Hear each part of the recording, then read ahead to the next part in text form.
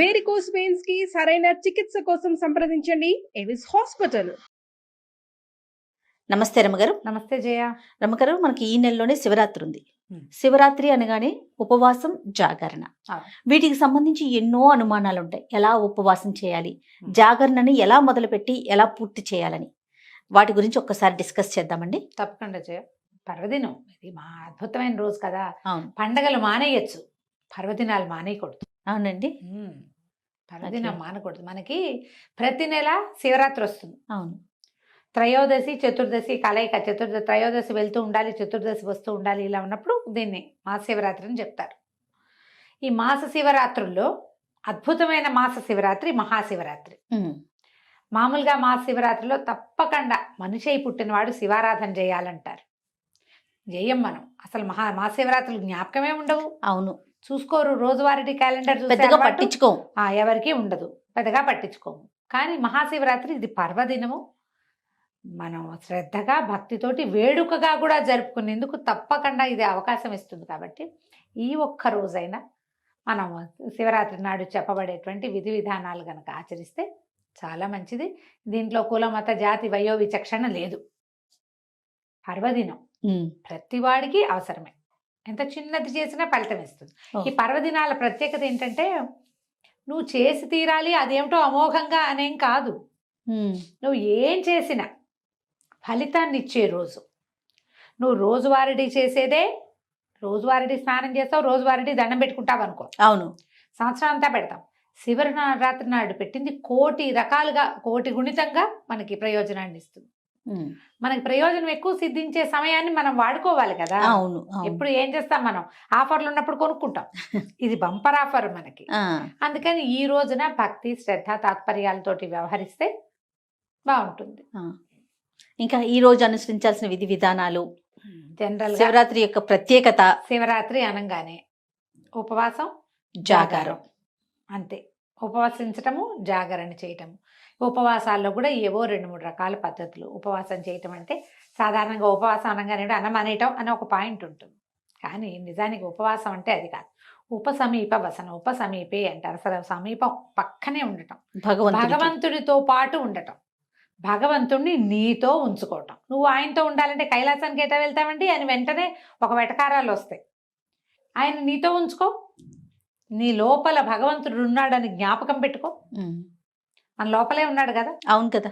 ఆ అంతర్జ్యోతిని మనం గుర్తించి, గ్రహించి, గమనింపుతోటి ఆయన్ని ప్రైజ్ చేస్తూ, ఆయనకి నచ్చే విధంగా ప్రవర్తిస్తూ ఉంటే బాగుంటుంది. అదే ఉపవాసం అంటే. ఆహారం మానేయటం అనేది చాలా చిన్న విషయం. సమీప వసనం చాలా పెద్దది. అవును, మనం దానికి ప్రయారిటీ ఇవ్వకుండా దీనికి ఎక్కువ ప్రయారిటీ ఇస్తున్నామేమో. అంతే, మానేయటం అనుకుంటాం. అమ్మో ఉపాసాలు నేను ఉండలేనండి. ఏమిటి, దేవుని తలుచుకోలేవు నువ్వు? తలుచుకోగలవు కదా, అంతేగా. ఆ మాత్రం చేయొచ్చుగా. మనం ఓం నమ శివాయ అనుకోవడం, శివ శివ అనుకోవటం. ఏదైనా పొరపాటు పడితే అయ్యో రామరామ అన్నట్టుగా శివ శివ అను. తలుచుకో, ఏదైనా చదువుకో, ఏదైనా విను, ఏదైనా పాడుకో శ్రద్ధగా, చాలు. అదే ఉపవాసం. నీకు శక్తి లేదనుకో, ఆహారం తగ్గించుకోవటము, అన్నం మానేయటం నీ వల్ల కాదు. కనీసం ఇట్లా భగవద్ధ్యానం చేసుకోండి. ఆహారం తినకుండా ఉండగలిగే వాళ్ళు రోజంతా ఉపవాసం చేస్తే మంచిది. ఒకటి, ఆహారం తినాలి, ఎంతో కొంత టాబ్లెట్లు వేసుకోవాలి, మాత్రలు వేసుకోవాలి, ఏవో ఉన్నాయి రకరకాలు. కొంచెం అల్పాహారం తీసుకోవటం. అసలు మామూలుగా అయితే టిఫిన్లు అవి చెప్పరు. ఎక్కువగా చెప్పేది ఏంటంటే పళ్ళు, కందమూలాలు చెప్తారు. కందమూలాలు ఏం తింటాం మనం ఇప్పుడు? చిలకడ దుంప. మొన్న ఎవరు చెప్పారు బంగాళదుంప కూడా తినచ్చండి అని. తినచ్చు. పళ్ళు, కందమూలాలు తీసుకోవచ్చు, పాలు తాగొచ్చు.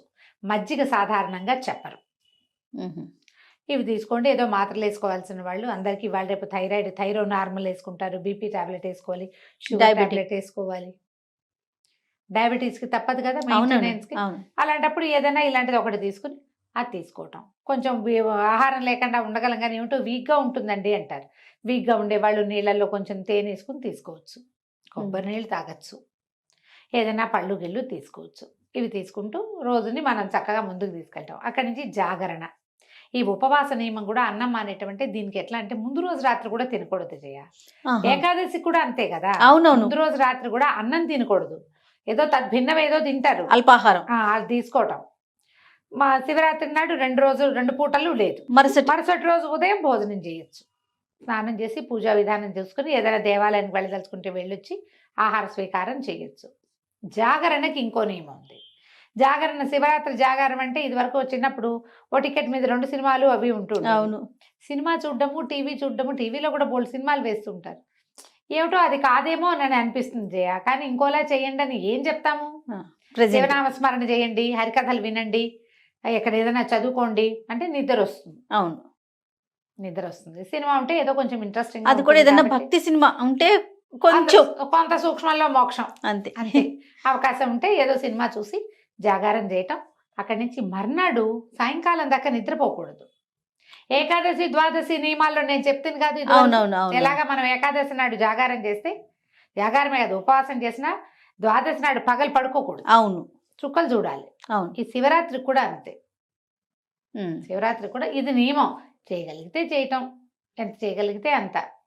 పగలు నిద్రించకుండా సాయంకాలం చుక్కలు చూసినాక, అంటే చుక్కలు చూడలేం మనం, అమావాస్యకు ఒక రోజు ముందు ఆ చుక్కలే కనపడవు. సూర్యాస్తమయం అయితే చాలు.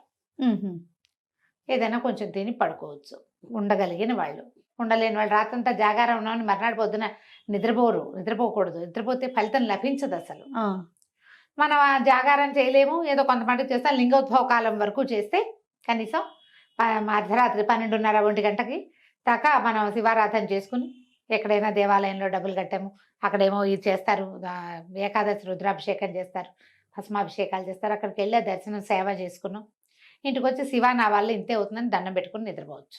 అదే రోజు 12:30 తర్వాత. మీకు మీకు ఓపిక లేదు, ఉండలేరు, మర్నాడు ఆఫీసులు ఉన్నాయి, అవకాశం లేదు, శక్తి చాలదు, నేను మెలకుగా ఉంటే మర్నాడు బీపీ పెరిగిపోతుంది జయ నాకు. అవునండి. బీపీ పెరుగుతుంది, బీపీలో తేడా వచ్చేస్తుంది, తల తిరగటం మొదలు పెడుతుంది. సో అంతవరకు ఉండలేరు మీరు. నేను ఉండలేని వాళ్ళు ఇది మార్గం. ఉండగలిగే వాళ్ళు మీ అవకాశాలను బట్టి ఉండటం. ఇట్లా శివరాత్రి విధి విధానాలు ఇవి. ఆ రోజు పడుకోవచ్చారు అమ్మగారు? ఏ రోజు? శివరాత్రి రోజు. ఆ రోజు కూడా అసలు పడుకోకూడదు కదా? శివరాత్రి నాడు పడుకోంగా. అదే పగలు పగలు పగలు పగలు పడుకోకూడదు. పగలు లేదు, ఏ పర్వదినాల్లోనూ పగళ్ళు నిద్ర మంచిది కాదు. ఎట్లా చేయగలిగితే ఎట్లా. దీంతో పాటుగా ఈ రోజున పోట్లాటలు, యుద్ధాలు, గొడవలు, తగాదాల్లోకి దిగద్దు. ఇతరులని దూషించకండి. ఏదైనా ఒక ప్రోగ్రాం వస్తే అర్జెంట్ది నెక్స్ట్ డేకి వాయిదా వేయండి దాన్ని. పర్వదినాన ప్రతి వాడు, ప్రతి ప్రాణి శివమయమేనని గ్రహించండి. అందరూ మనలాగా పుట్టిన వాళ్ళే, ఏవో వేషాలు మార్పు. ప్రతి వాళ్ళలోనూ నాలో ఉన్నట్టే శివుడు ఉన్నాడు అని శివుణ్ణి గుర్తించే ప్రయత్నమే చేయాలి. అది చేస్తే చాలు. మళ్ళీ ఇది పర్వదినం కదా, ఉపవాసం చేయకపోతే, జాగారం చేయకపోతే కొంప మునిగిపోతుందని భయపడద్దు, బాధపడద్దు. వృద్ధులు, పెద్దవాళ్ళు, అంటే కొంచెం కాస్త ఏజ్డ్ వాళ్ళు, చిన్నపిల్లలు, గర్భవతులు, బాలింతలు, ఇలాంటి వాళ్ళు, ఏదైనా యాక్సిడెంట్లు అయ్యి కొంచెం మంచాన్ని ఉన్నవాళ్ళు, సమస్యల్లో ఉన్నవాళ్ళు, ఆరోగ్య సమస్యలు ఉన్నవాళ్ళు శివ అనుకోవటమే ఉపవాసము.